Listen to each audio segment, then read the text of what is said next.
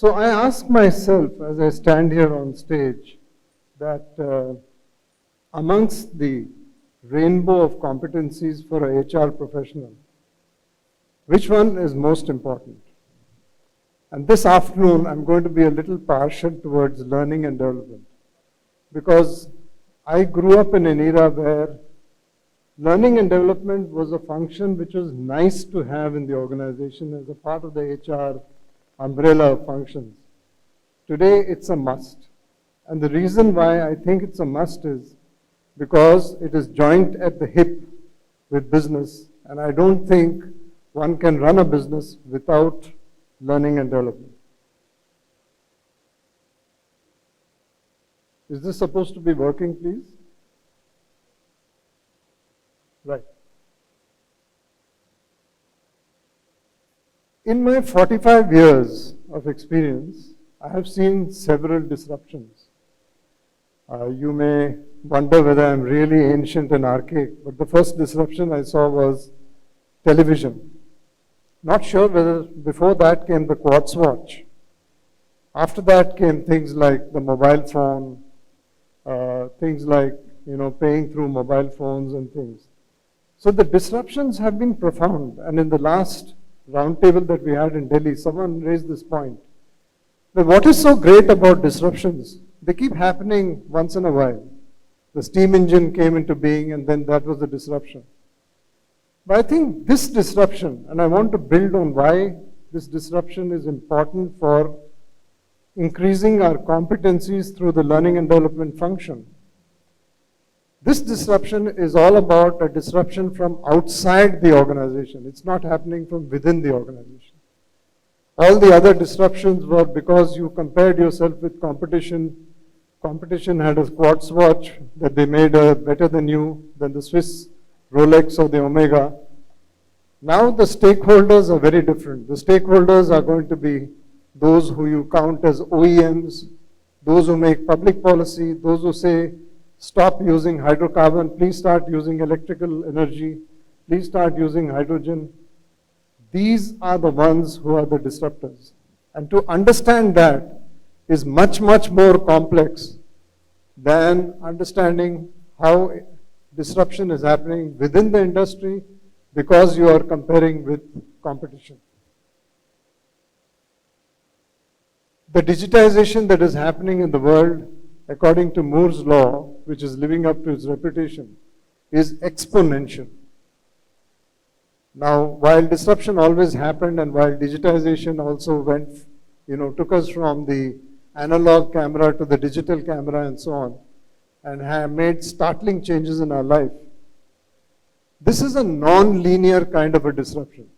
Suddenly things have shrunk into the palm of a hand. The entire bank has shrunk into the palm of a hand. And most companies, most organizations are going through what is called as the iPhone moment, which means that the business is being hit hard because the entire business model is getting disrupted. The business model is getting disrupted in many ways. It is disrupted because you need different kind of competencies, you need different kind of machines, you need different kind of customers, and the disruption is really profound. So in this kind of a situation, what is learning and development going to do? The key disruptors, all that list is very familiar to you, are all here, whether it's AI or whether it is machine learning, etc. And this is not to shy away from these. These are something that we need to embrace and adopt. But to understand what is it that we need to do to reskill people, to make them feel comfortable in the new environment, to change their mindsets, is what I'm trying to talk about this afternoon as the elixir for staying ahead of the pack. Because if we don't, we're going to be perhaps behind. So the Learning and Development Department and the CLO and all the CXOs and everybody responsible for organization development in the company must be able to put their arms around this challenge of how do we change mindsets. Because the mindset change is not only adopting new technology, but it's also reskilling people, it's getting them used to it, and it is also anticipating the next change, which is around the corner. One has to not only keep up with the change, you have to actually race ahead of the change. And one has heard about the term VUCA enough. So linking strategy to the business outcomes and linking the learning strategy particularly to business outcomes is very important. Let me illustrate. I belong to a company called Larsen and Toubro. We are into project management.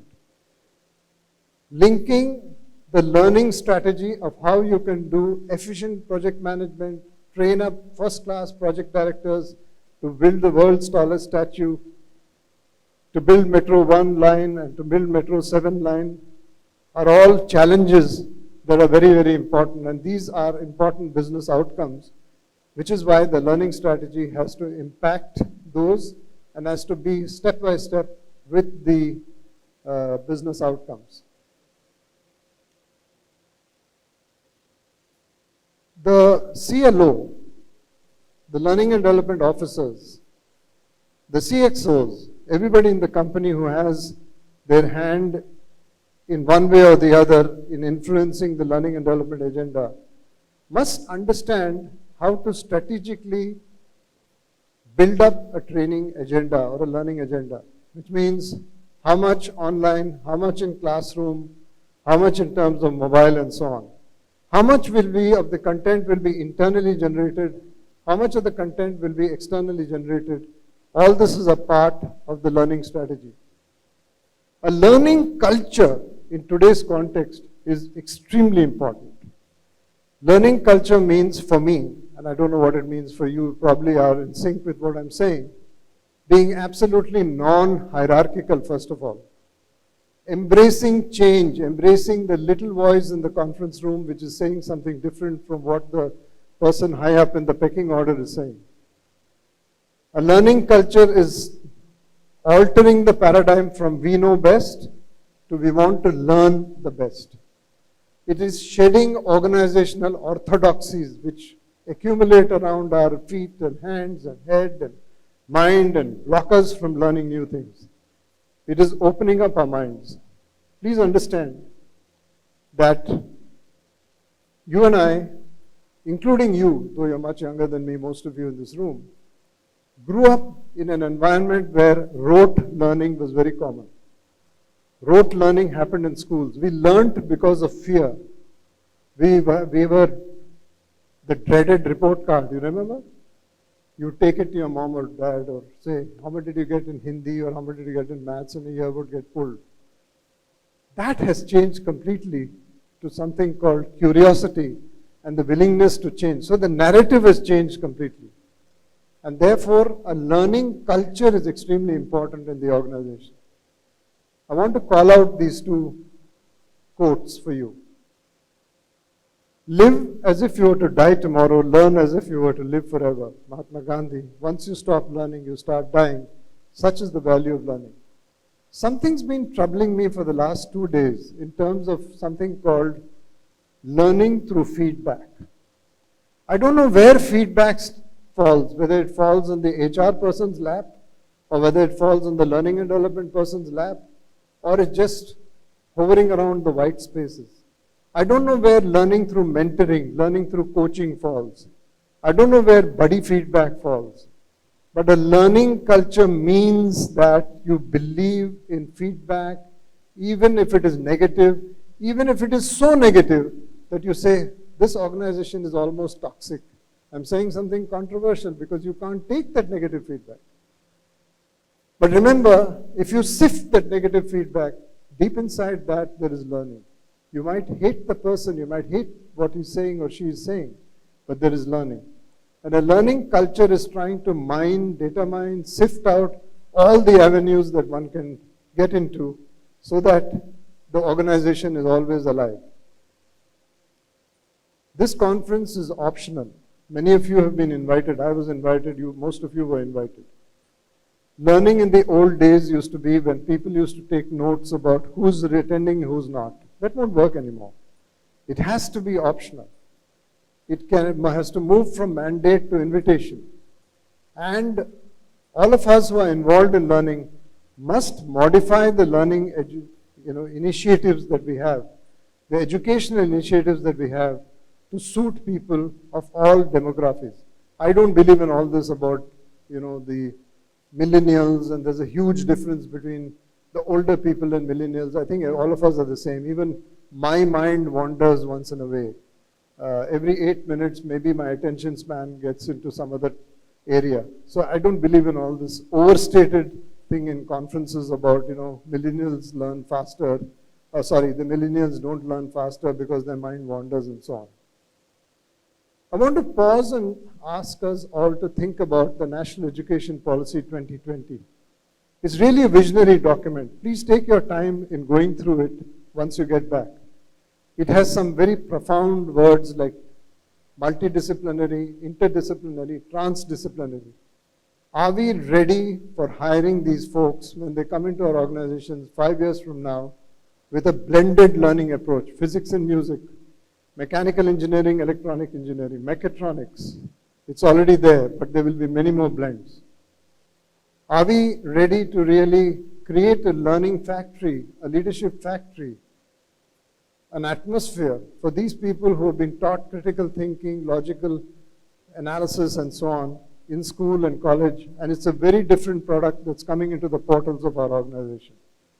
Are we ready to spur their intellectual curiosity? Are we ready to create a scientific temperament? Are we ready to be so flexible about the ABC concept, which is the academic bank of credits? So it is being implemented, but there's such a big gap between industry and academia today. I'm afraid that many of my colleagues don't even know what's going on with respect to the NEP and its status in academic institutions. But I would say that that is extremely important for you to cast out an agenda. The role of a CLO and the Learning and Development Department is to constantly give hausla, to give the courage, to give the wherewithals in order to respond to the shocks of disruption. They have to reimagine and rethink education, which is extremely important. They have to think of curating learning. Now, this is a big ask, which means that the profile of a CLO has to be very different from just a coordinator or an introducer or a facilitator to a person who can dabble almost like with different books, with different multimodal methods of learning, who can pick up different skills and who knows in depth to a large extent many things and at least a nodding acquaintance with some things. So that is a very, very important point with respect to a CLO's job of curating learning. And the ability to build an agenda right from womb to tomb and from soup to nuts, which means right from the beginning to the end of a career life cycle, is extremely important as a competency for the CLO. I would request you when you go back, whether you're a CXO out here or a CLO or a HR head or whatever it is, ask your colleagues these questions. Does learning drive brand in my company? Is learning promoted as an organizational value? Is active knowledge sharing encouraged? Is talent development actually rewarded? Do you have actually a separate bucket of reward for talent development? Are leaders teachers? Is accountability shared? Is effectiveness measured? And lastly, what do we do with mistakes? Do we bury them? Do we learn from them? Do we beat up people? Do we improve processes? Do we celebrate them? Do we write about them?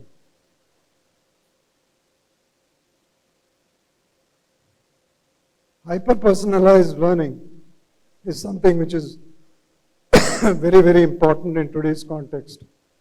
In L&T, we have an initiative called Coach Vani, because we teach people English language and the usage of English language, those who deal with multiple stakeholders.